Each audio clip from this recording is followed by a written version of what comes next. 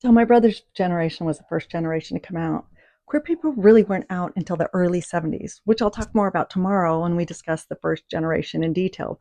But Generation 1 is about mid-boomer to mid-Gen Xers.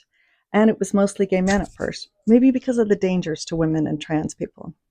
But research showed that they didn't come out until they were around 26. So they'd been away from home, often far away, and it was easier to look at them like they were corrupted by the world. I mean, we believed that they were perverted, that they had chosen it, not because of an internal orientation, but out of rebellion and mental illness. This idea that they could choose it or not really affected the way we treated them. We're going to talk a lot more about that on Tuesday. Then we have Generation 2, mid-Gen X to mid-millennial about. We start to see gay people represented in movies and media, and sometimes in real life. Oftentimes it was a caricature, but more and more it was everyday people, everyday stories where they were loved and supported. Think of the TV show Will and Grace, and maybe your brave uncle. With more representation and research, we started to understand that it wasn't chosen. But we thought that people could just ignore their sexual feelings and desires to find another person.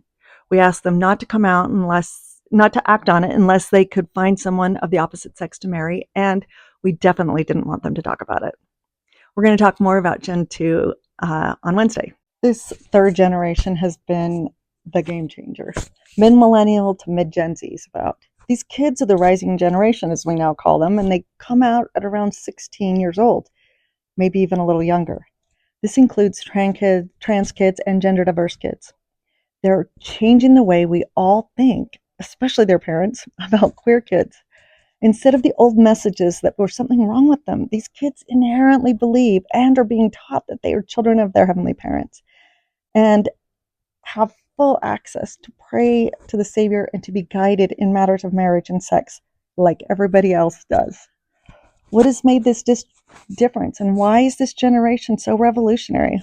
We're going to talk about that on Thursday.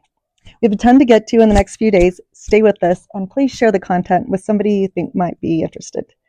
See you tomorrow.